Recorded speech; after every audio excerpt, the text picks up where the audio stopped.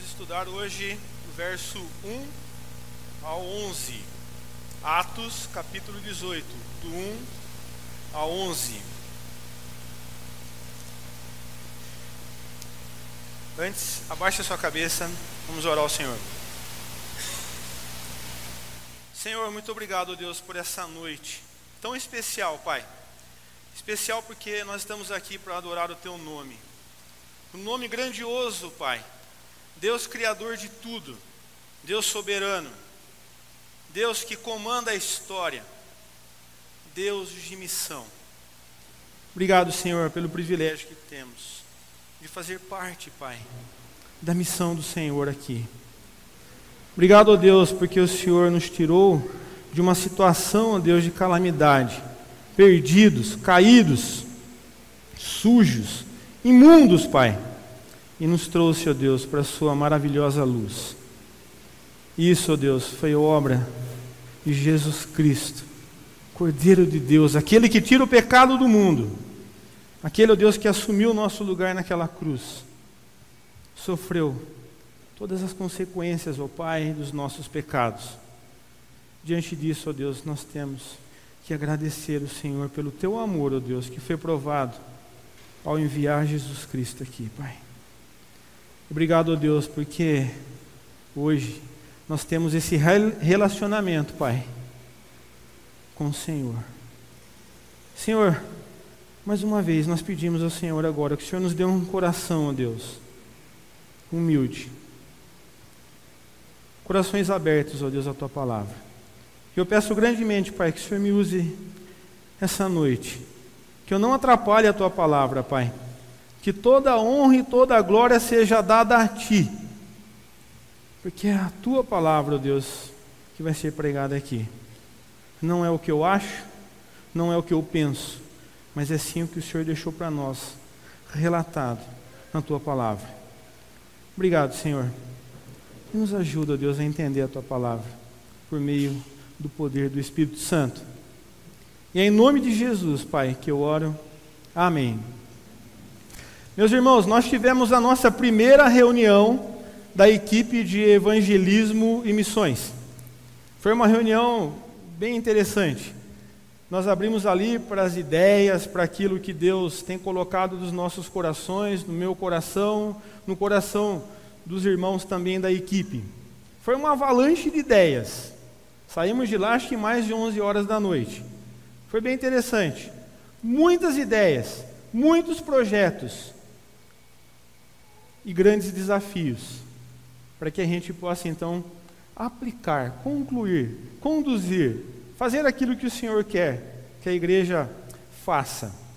Desses projetos, pelo menos 3, com certeza esse ano a gente vai caminhar com mais efetividade, dando uma atenção melhor. Eu já falei um pouco disso no domingo passado. Colina, Nova Serra Negra e 3 Barras. Falamos um pouquinho semana passada a respeito do quê? Pelo menos de 2 razões pelas quais nós devemos então pregar o Evangelho.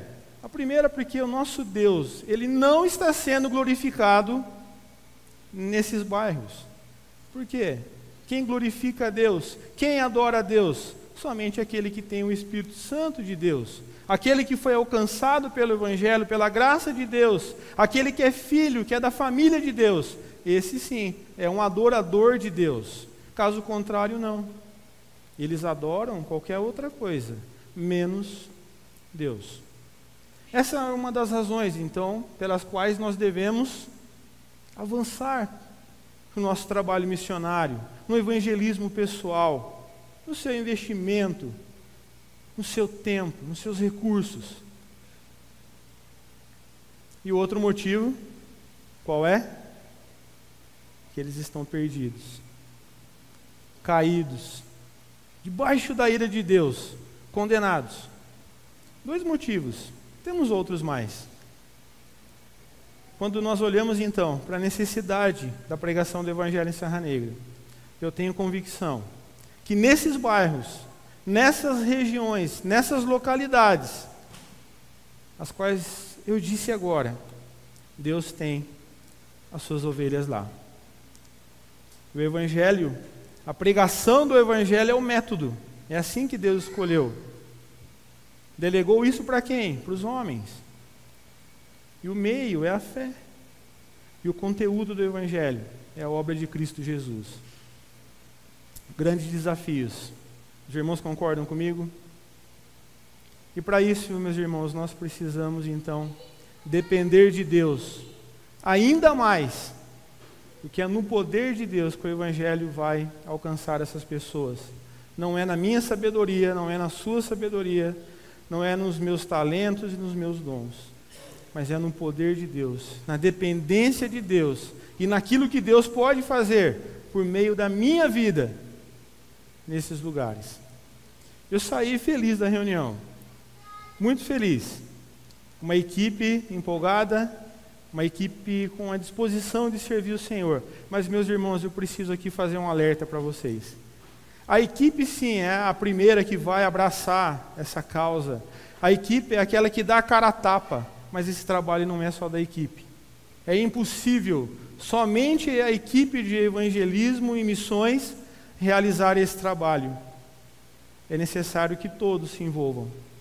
É necessário que você coloque a sua vida à disposição do Senhor, para que a gente venha cumprir esse mandato do Senhor, evangelizar, falar do Senhor Jesus.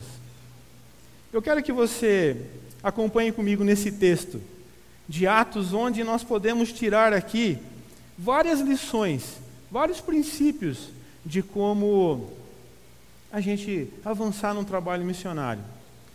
Com certeza, quando a igreja colocar o pé ali, e o nosso desejo é realmente plantar uma igreja, não é só uma congregação, nós não devemos pensar assim, a igreja de Cristo que vai ser plantada nesses lugares. Com certeza teremos o quê? Oposições. Pessoas vão se levantar contra o nosso trabalho. O nosso inimigo, com certeza, já está agindo contra o nosso trabalho nesses lugares. Além disso, nós temos os corações caídos, orgulhosos, que adoram outros deuses. Por exemplo, os deuses da internet. Jovens acessando pornografia, adorando esse conteúdo. Nós não precisamos ter ali um templo construído para que as pessoas se rendam aos outros deuses. Deuses criados ali nos corações. E esse texto aqui aponta para isso. Eu quero que você acompanhe comigo. Atos capítulo 18, a partir do verso 1, diz assim: Depois disso, deixando Paulo Atenas, partiu para Corinto. Lá encontrou certo judeu chamado Áquila, natural do Ponto, recentemente chegado da Itália, com Priscila, sua mulher, em vista de ter Cláudio decretado que todos os judeus se retirassem de Roma. Paulo aproximou-se deles, e posto que eram do mesmo ofício, passou a morar com eles, e ali trabalhava, pois a profissão deles era fazer tendas. E todos os sábados discorria na sinagoga, persuadindo tanto judeus como gregos. Verso 5. Quando Silas e Timóteo desceram da Macedônia, Paulo se entregou totalmente à palavra, testemunhando aos judeus que o Cristo era Jesus. Opondo-se eles e blasfemando, sacudiu Paulo as vestes e disse-lhes: Sobre a vossa cabeça o vosso sangue. Eu dele estou limpo, e desde agora vou para os gentios. Saindo dali, entrou na casa de um homem chamado Tício, justo, que era temente a Deus. A casa era contígua à sinagoga, mas Crispo, o principal da sinagoga, creu no Senhor com toda a sua casa. Também muitos dos coríntios, ouvindo, criam e eram batizados. Teve Paulo durante a noite uma visão em que o Senhor lhe disse: Não temas, pelo contrário, fala e não te cales, porquanto eu estou contigo, e ninguém ousará fazer-te mal, pois tenho muito povo nesta cidade. 11.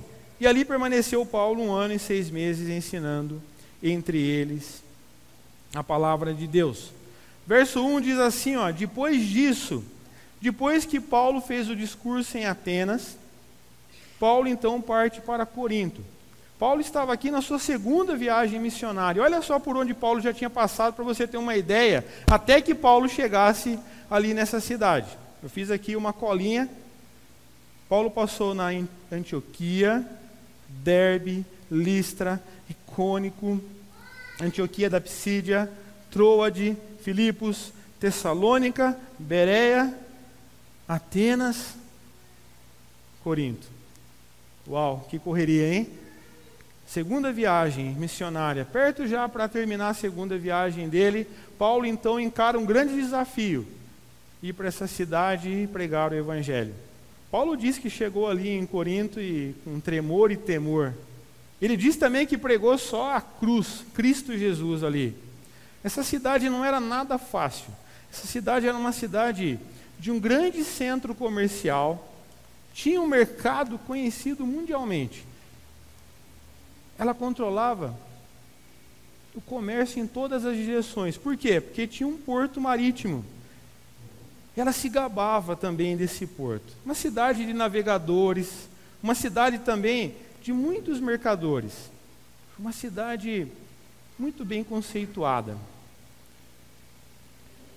O povo era um povo orgulhoso.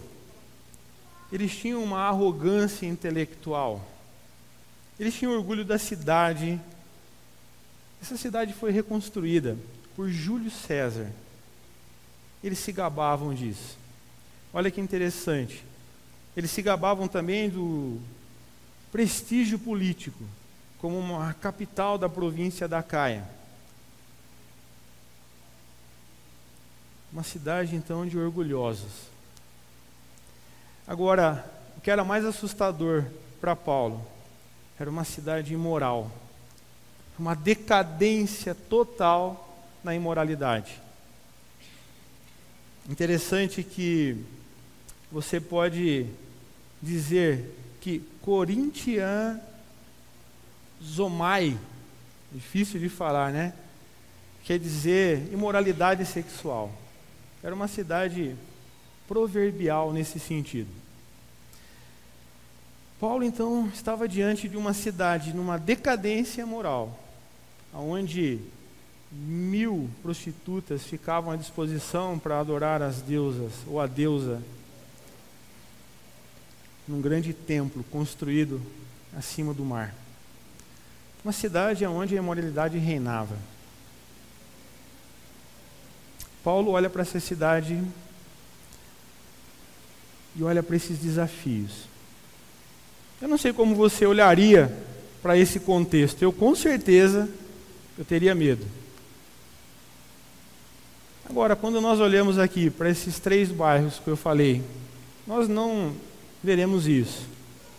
Mas nós estamos diante do mesmo coração daquela época e agora. O mesmo coração caído, com o mesmo potencial de realizar todas essas coisas, se já não fazem muito do que é descrito aqui na imoralidade sexual. Grande desafio Paulo tinha. Paulo chega a essa cidade, então, de muitos deuses.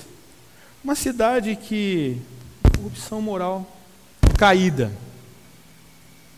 E ele vai para pregar Cristo Jesus, a esperança, Cristo, o Messias. Deixando Paulo Atenas, verso 1, partiu para Corinto.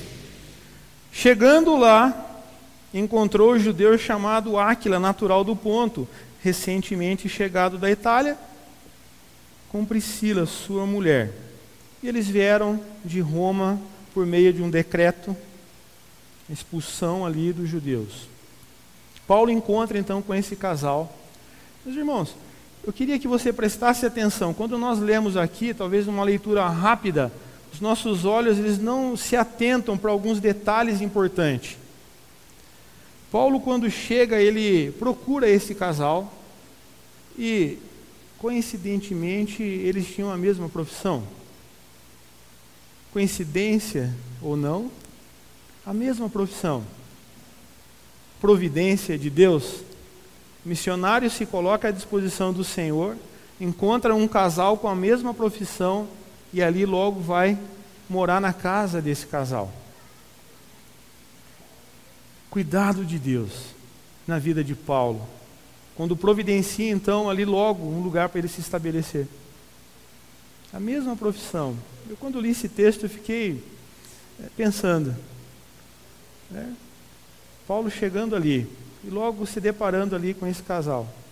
Um casal que é dedicado, um casal que serve ao Senhor, é fiel ao Senhor.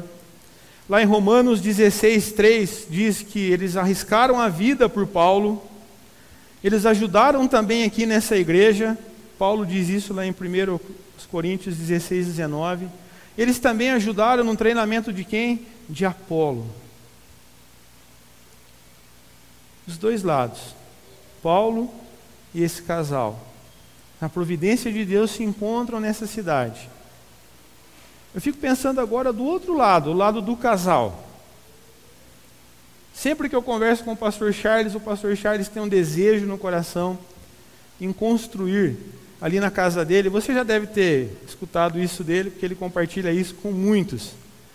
Alguns chalés, para que ele possa hospedar ali missionários e qualquer trabalhador que seja, qualquer crente, para que essa pessoa tenha descanso, para que essa pessoa possa talvez economizar um aluguel.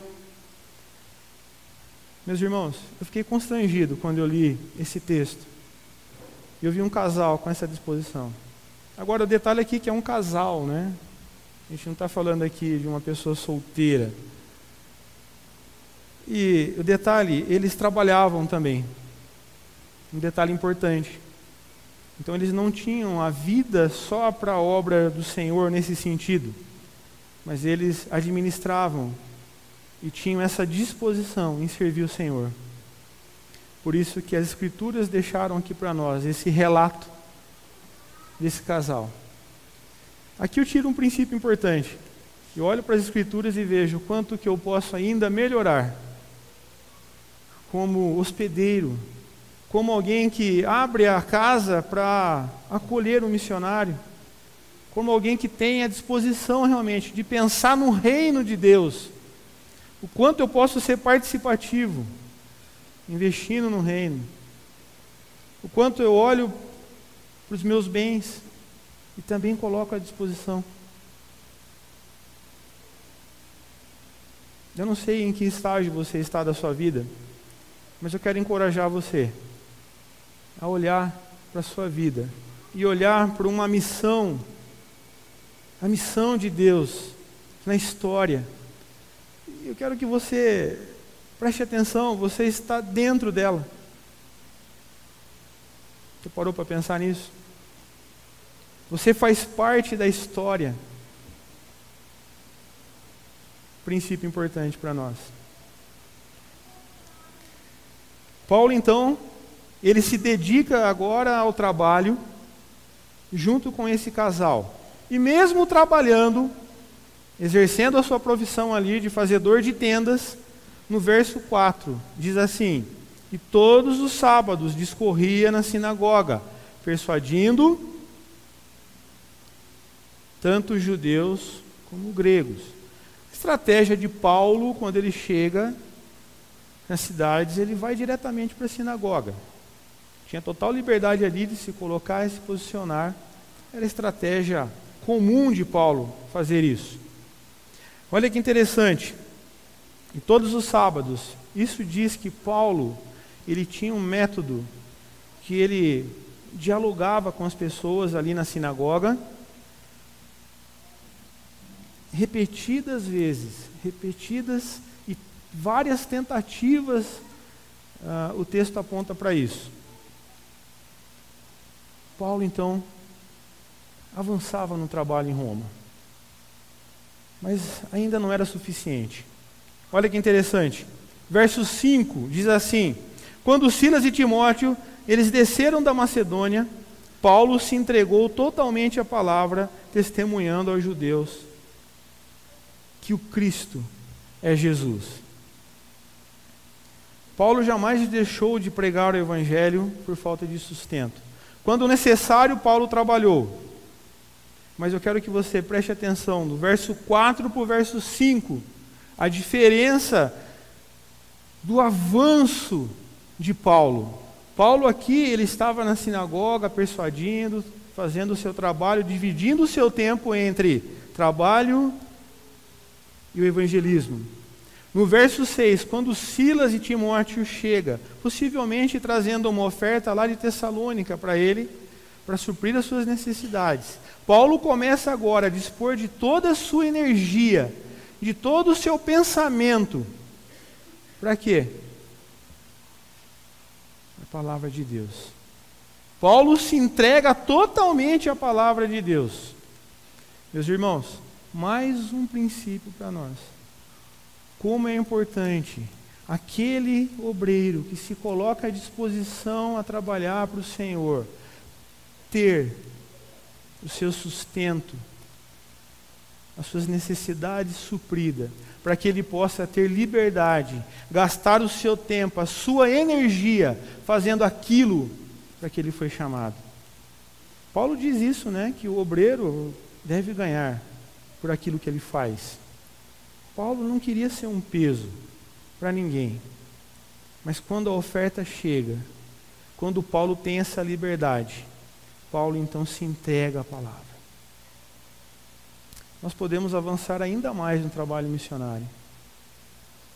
Talvez você saiba já de muitos trabalhadores que têm que dividir o tempo entre trabalho e obra do Senhor, com um coração disposto a trabalhar para o Senhor, mas impossibilitado, que tem que dividir o seu tempo. Mais uma vez, Rafael leu um texto aqui, né, do constrangimento do amor de Cristo. Esse texto me constrange. Saber que eu tenho irmãos espalhados pela face da terra, com necessidades. Tivemos aqui um exemplo do André. Foi para o campo missionário e ainda faltando para ele o sustento necessário. Mas ele está lá. Não deixou de pregar o evangelho por falta de dinheiro. E a oportunidade foi dada para você. Consulte o Senhor. Veja se Deus quer usar a sua vida na vida dele, ou na vida de outros missionários. Meus irmãos, nós podemos avançar ainda mais no trabalho missionário. Eu sei que no nosso meio aqui nós temos homens que se colocaram à disposição de servir o Senhor. Eu sei disso. Procure, diga, se coloque à disposição. Agora eu quero que você preste atenção numa palavra. Paulo se entregou totalmente à palavra, testemunhando. Paulo, ele fala com ousadia, com coragem. Eu fiz um estudo bem rápido em relação a essa palavra, e aqui nós temos 2 pontos para observar rapidamente. Paulo, então, sem essa limitação do trabalho, ele se coloca agora a anunciar o evangelho. Primeiro ponto é essa questão dessa palavra. Eu quero rapidamente falar para você. A pregação, esse testemunhar, quer dizer o seguinte: declarar firmemente.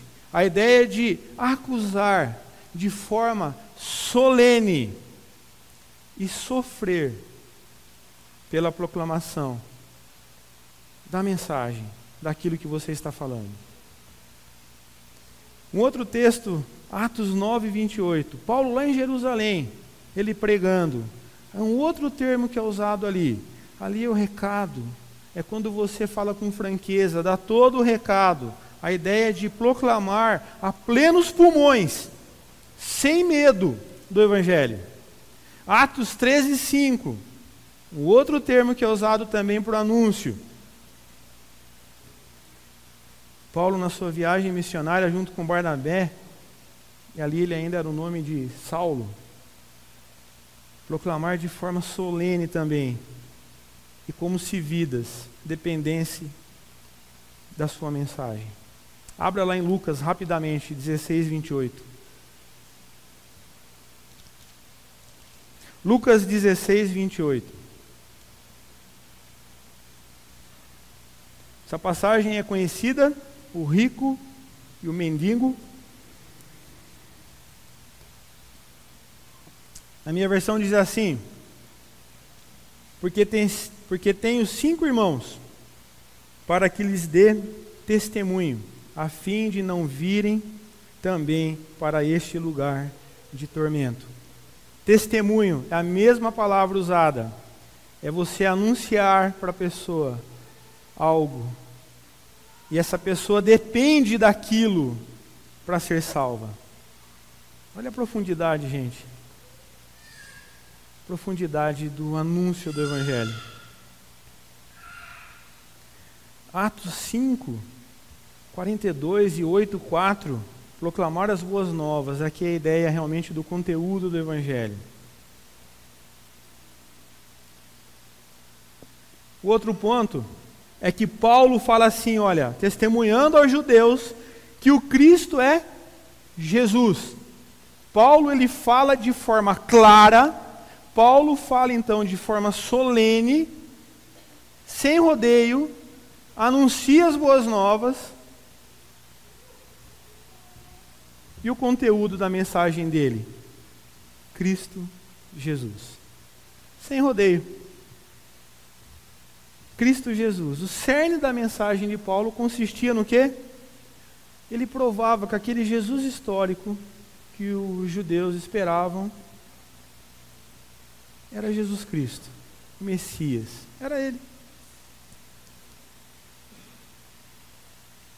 Eu quero agora rapidamente fazer algumas observações com você, para a gente caminhar no texto. Como nós temos proclamado do Evangelho? Será que nós temos falado do Evangelho com medo? Ou de forma imprecisa?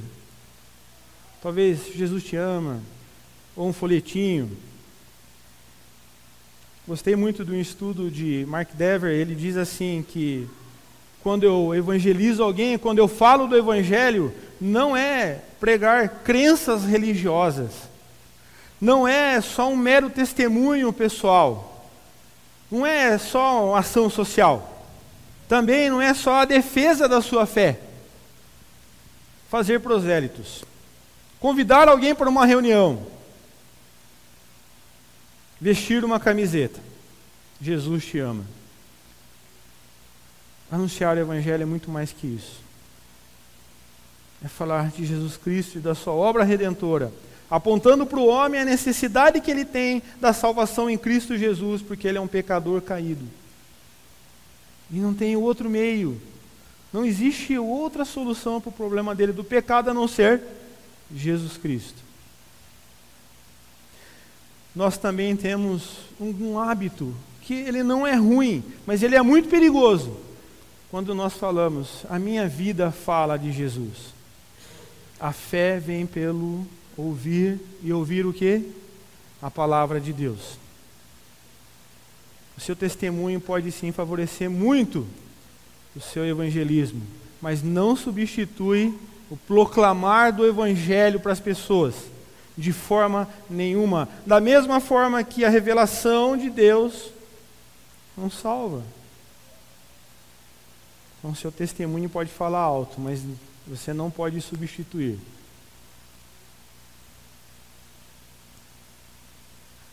Outro detalhe importante. Seja claro na sua mensagem. Ousado e corajoso. Não tenha medo. E nós vamos ver o porquê não ter medo também de proclamar o Evangelho, mesmo em meio a situações difíceis. Verso 6.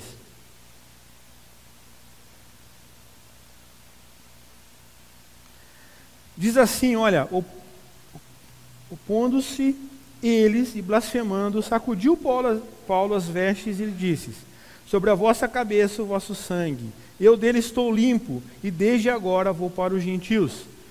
A proclamação do Evangelho, clara, fiel às Escrituras, meus irmãos, com certeza confronta o pecador. E olha só, se você olhar para Atos, você vai ver, ora, uns aceitam o Evangelho e outros não.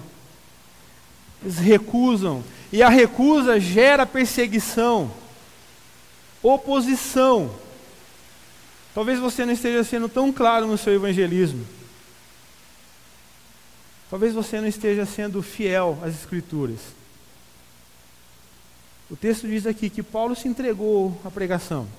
E logo se levantaram, o quê? Oposição. Meus irmãos, se nós avançarmos no trabalho missionário, nesses bairros que eu citei aqui, com a fidelidade da palavra de Deus, pregando o Evangelho, claro, ousadamente, com certeza nós teremos oposição. Muitos vão se entregar ao Senhor Jesus, e outros muitos não. Paulo diz então,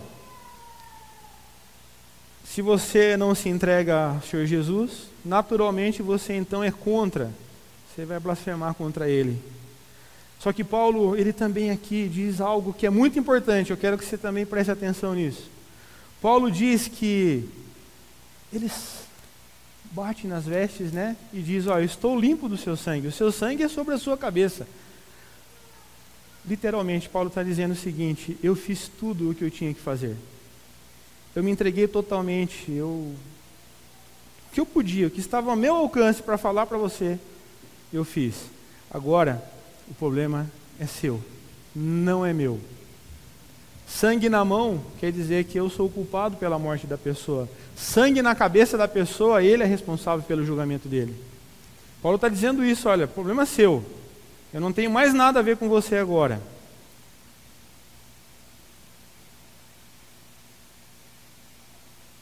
Paulo havia cumprido o seu dever.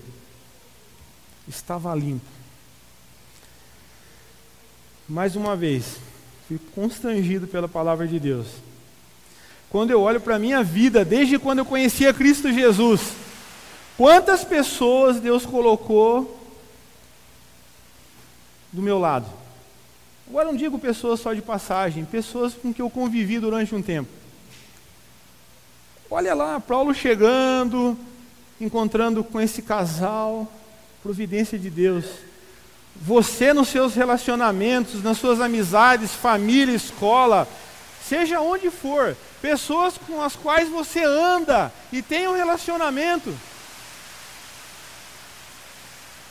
Você tem a oportunidade de testemunhar de Cristo para essa pessoa de forma clara, ousada. Meus irmãos, eu não sei se eu posso olhar para a minha vida e dizer isso que Paulo disse. Eu estou limpo dessas vidas. Eu não sei se eu posso dizer isso. Queria que você pensasse um pouco sobre isso. E que daqui para frente você olhe as oportunidades que Deus tem te dado nos seus relacionamentos com as pessoas, para que você, então, anuncie a salvação para essas pessoas. 7. Saindo dali, entrou na casa de um homem chamado Tício Justo, que era temente a Deus. A casa era grudada na sinagoga. Paulo, então, naturalmente, depois desse rompimento ali na sinagoga, ele tem que sair da sinagoga, mas ele então vai para essa casa desse cidadão e ali então ele prega também o evangelho. Providência de Deus, do lado da sinagoga. Paulo ainda tinha a oportunidade então do quê? De ainda anunciar o evangelho para aqueles aos quais ele já conhecia no seu ciclo de relacionamento. E olha só, essa mudança de estratégia deu certo. Sabe por quê? Olha só o verso 8. Mas Crispo, o principal da sinagoga, creu no Senhor, e toda a sua casa, também muitos dos coríntios ouviram, criam e eram batizados. Aqui existe duas linhas de interpretação. Uma pode falar que, de repente, eles se entregaram porque o líder da sinagoga se entregou. Eu prefiro a outra. É que Paulo continuou o trabalho dele ali, e aí sim, os coríntios foram e se entregaram a Cristo Jesus. A obra não parou, a obra continuou. Olha que interessante. Ok, Paulo chega então ao final do seu trabalho. Muitos se entregaram. Me parece a grande comissão, né? O ID, Paulo vai, Paulo prega, Paulo ensina e Paulo batiza. Se você reparar, o texto aponta para isso. Mas não. O Senhor Jesus, então, ele aparece a Paulo. E diz para Paulo o quê? Teve Paulo durante a noite uma visão em que o Senhor lhe disse: não temas. Se o Senhor Jesus está falando para Paulo, não temas, é porque Paulo estava com medo. Espera aí, o apóstolo Paulo com medo. Agora, se você olhar um pouquinho a história de Paulo até chegar aqui, Paulo já tinha sido o quê? Apedrejado, preso, já tinha sofrido pelo Evangelho. Natural dele olhar agora para essa cidade e falar assim: Senhor, diante da oposição que se levantou ali quando ele pregou o Evangelho, de novo, será que eu estou disposto a enfrentar essa situação novamente? E olha só também, diante dessa cidade imoral, Paulo tem medo. E esse medo de Paulo aqui não é um medozinho, não, é algo que diz assim que ele teve tremor a ponto de fugir. O Senhor Jesus aparece a Paulo então nessa visão e diz: Paulo, não temas. Muito pelo contrário, fala. Interessante que é um não enfático do Senhor. Não tenha medo. Ou pare de ter medo, Paulo. E agora, fale. Continue pregando o Evangelho. Continue testemunhando do Evangelho, Paulo. E não te cales. Outro não enfático de Paulo, do Senhor Jesus para Paulo: não te cales, não fique mudo, continue falando e permaneça falando até o final da tua vida. É isso que o Senhor Jesus está falando para Paulo. Diante de situações bem menores, com certeza nós deixamos de falar. Diante de uma oposição pequena, nós também deixamos de falar. Medo. E o nosso medo às vezes não é enfrentar ali o Estado Islâmico, não. Nosso medo é nosso parente. Nosso medo talvez seja como as pessoas vão me ver, ou o que elas vão pensar de mim agora, depois que eu falar que eu sou crente e eu anunciar o Evangelho. Os nossos medos são bem menores aqui do que os medos de Paulo. Mas a pura da verdade é que o apóstolo Paulo teve medo. E eu também tenho medo de pregar o Evangelho. Agora ele diz assim, no verso 10: porquanto eu estou contigo, e ninguém ousará fazer-te mal.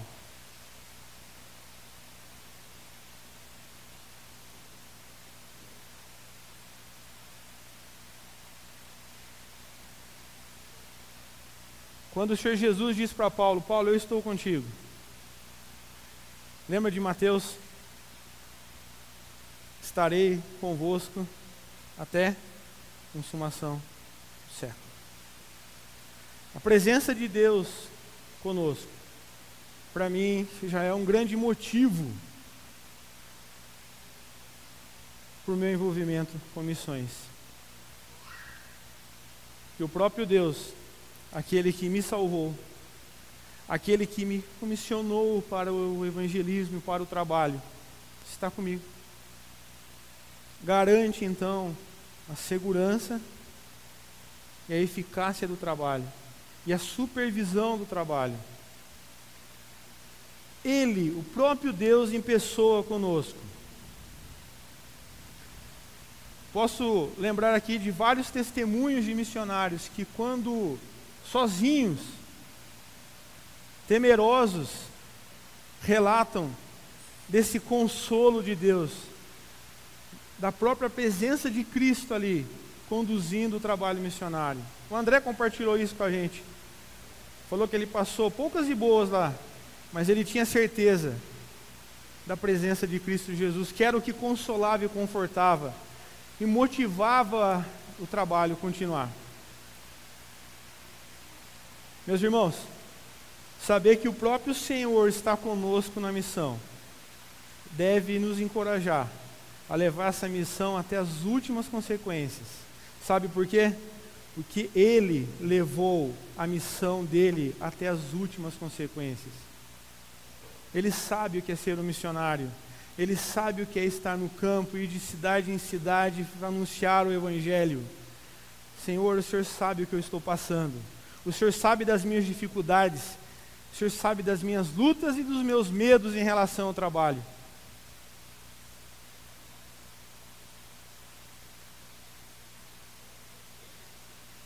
E diz que ninguém ousará fazer-te mal. A garantia de Paulo aqui é que o trabalho dele vai ser realizado. Nada vai impedir aqui que Paulo realize o trabalho dele. Aqui não diz que Paulo talvez não sofresse, mas é que a vida dele estava garantida para que ele chegasse ao final do trabalho dele. Diz um comentarista que é mais seguro você estar debaixo das asas de Deus do que protegido por todos os exércitos do mundo.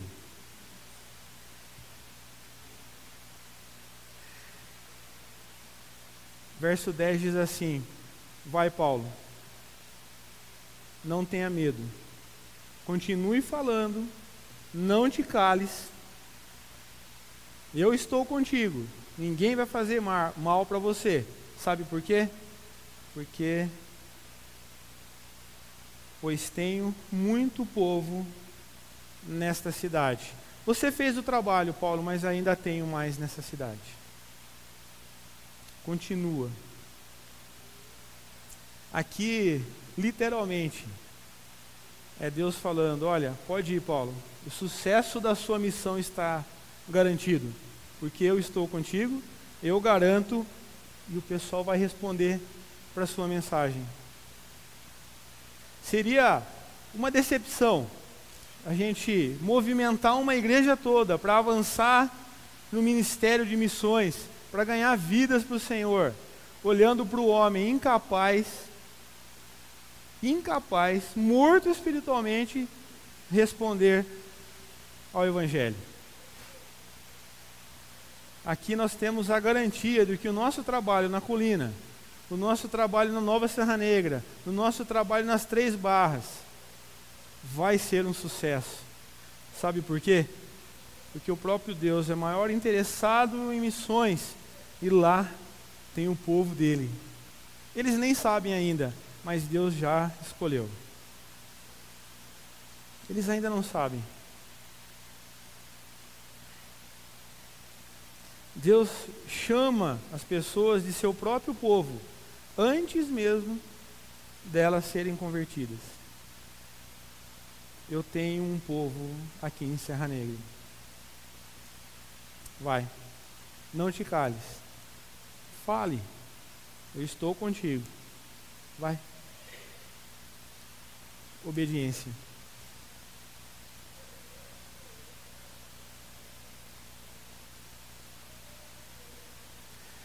O povo que Deus escolheu lá em Corinto desde toda a eternidade, como aqui em Serra Negra, também deve ser chamado à salvação por intermédio do nosso ministério da proclamação do Evangelho.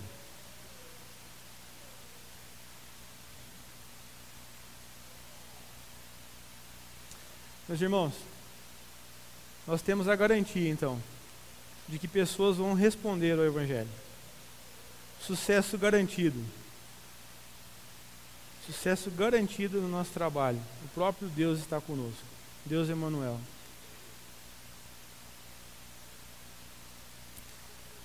que me dói o coração é saber que em Serra Negra ainda existe a proclamação do Evangelho, mas de uma maneira deficiente. O verdadeiro Evangelho ele não está sendo pregado com fidelidade e clareza. Não está sendo pregado em vários lugares aqui nessa cidade. Muitos estão sendo cuidados, mas condenados. Deus escolheu homens para anunciar o Evangelho. E a ordem é para todos. Não é só para mim, é para todos. E o privilégio também se estendeu a todos. Esse trabalho, como eu disse no começo, não é só da equipe. Não foi? Não disse isso?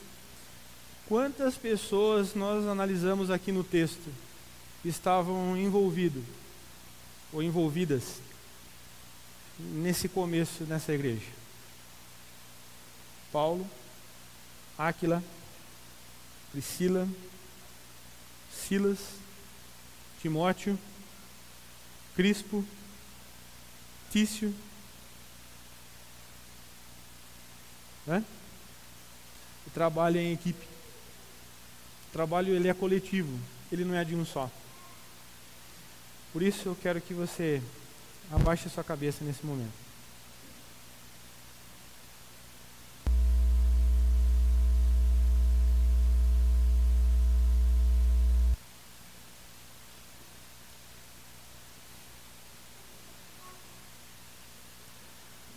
Quero que você se coloque diante de Deus nesse momento agora. E faça uma avaliação da sua vida.